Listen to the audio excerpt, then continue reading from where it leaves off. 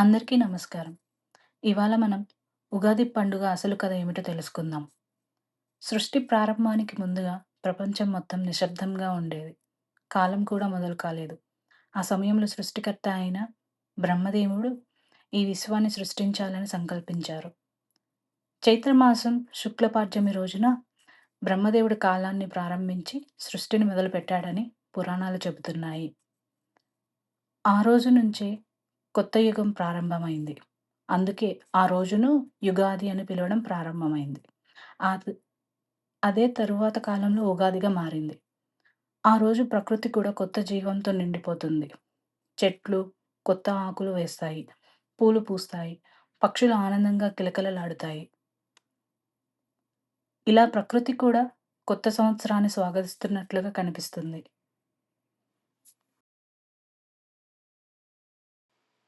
అందుకే తెలుగు ప్రజలు ఉగాదిని ఎంతో భక్తితో మరియు ఆనందంతో జరుపుకుంటారు.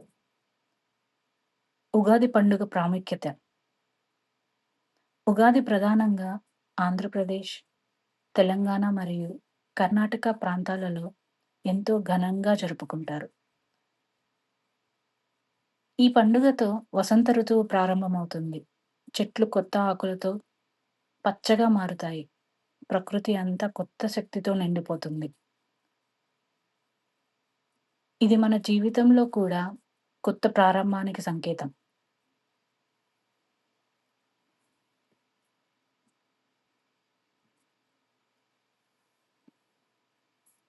ఉగాది రోజు ఎలా జరుపుకోవాలి?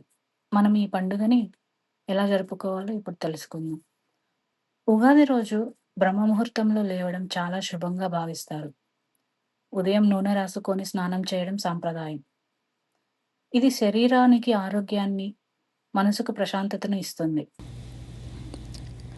బ్రహ్మ ముహూర్తంలో నిద్రలేవడం వల్ల ఎన్నో లాభాలు ఉన్నాయని పెద్దలు చెబుతారు.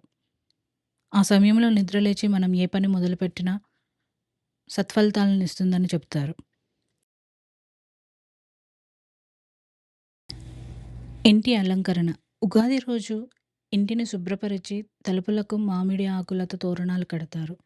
మామిడి ఆకులు శుభాన్ని మరియు ఆరోగ్యాన్ని సూచిస్తాయి. ఇంటి వాకిలి ముందు ముగ్గులు. ఇంటి ముందు రంగవల్లులు వేయడం చాలా పురాతన సంప్రదాయం. ముగ్గులు వేయడం వలన ఇంటికి లక్ష్మీదేవి ఆశీర్వాదం వస్తుందని ఎంతో నమ్మకంగా చెప్తారు. ఇంటి ముందు ముగ్గులు వేయడం వల్ల లక్ష్మీ కటాక్షం కలుగుతుందని కూడా ఒక పెద్ద నమ్మకం.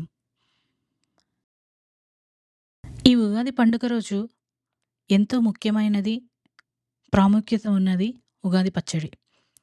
ఉగాది పండుగ రోజున మనం ఈ ఉగాది పచ్చడిలో 6 రుచులు కలుపుతాం. తీపి ఆనందంగా, చేదు కష్టంగా, పులుపు ఆశ్చర్యంగా, ఉప్పు ఆసక్తికి, కారం కోపంకు, వగరు బాధ.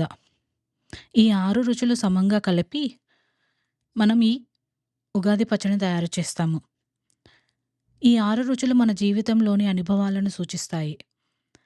అంటే జీవితం సుఖదుఖాల మిశ్రమం అని ఉగాది మనకు గుర్తు చేస్తుంది. ఈ షడ్రుచులను ఎలా అయితే మనం ఈ ఉగాది పచ్చడిలో చూస్తామో, మన జీవితంలో కూడా ప్రతి ఒక్క అనుభవాన్ని మనం ఒక్కొక్క రుచిగా అభివర్ణిస్తాం. ఈరోజు పంచాంగ శ్రవణం అనేది చాలా మంచిది అనిగా చెప్తారు. ఉగాది రోజు పండితులు కొత్త సంవత్సర ఫలితాలను చెబుతారు. దీనిని పంచాంగ శ్రవణం అంటారు. ఈ పంచాంగంలో సంవత్సరం మొత్తం జరిగే గ్రహస్థితులు, పండుగలు మరియు ఫలాలు చెప్పబడతాయి. ఈరోజు పంచాంగ శ్రవణం చేయడం వలన చాలా మంచిదని పెద్దలు చెబుతారు. ఈరోజు మనం ఏ దేవాలయంకి వెళ్ళినా సరే ఉగాది రోజు దేవాలయ దర్శనం చాలా శుభంగా భావిస్తారు. భక్తులు ముఖ్యంగా వెంకటేశ్వర స్వామి, లక్ష్మీదేవి మరియు శివుల దేవుళ్ళను ప్రార్థిస్తారు. దేవుడిని ప్రార్థించడం వల్ల కొత్త సంవత్సరం శుభంగా ప్రారంభమవుతుందని విశ్వాసం. మనం మన ఇంటి దగ్గర ఉన్నటువంటి ఎంత చిన్న గుడి అయినా సరే వెళ్ళి దర్శించుకోవడం వల్ల చాలా మంచి ఫలితాలు కలుగుతాయని చెబుతారు. ఉగాది జరుపుకుంటే కలిగే లాభాలేంటో ఇప్పుడు తెలుసుకుందాం. ఉగాది పండుగను భక్తితో జరుపుకుంటే అనేక లాభాలు కలుగుతాయని చెబుతారు. 1. సంవత్సరం మొత్తం శుభ ఫలితాలు కలుగుతాయని విశ్వాసం. కుటుంబంలో ఆనందం మరియు ఐక్యత పెరుగుతుంది. మనసుకు శాంతి లభిస్తుంది. కొత్త అవకాశాలు మరియు విజయాలు వస్తాయి. ఆరోగ్యం మరియు ఐశ్వర్యం పెరుగుతాయని పెద్దల నమ్మిక. ఉగాది పండుగ అనేది మన సంప్రదాయాన్ని చూపించే అత్యంత ముఖ్యమైన పండుగలలో ఒకటి.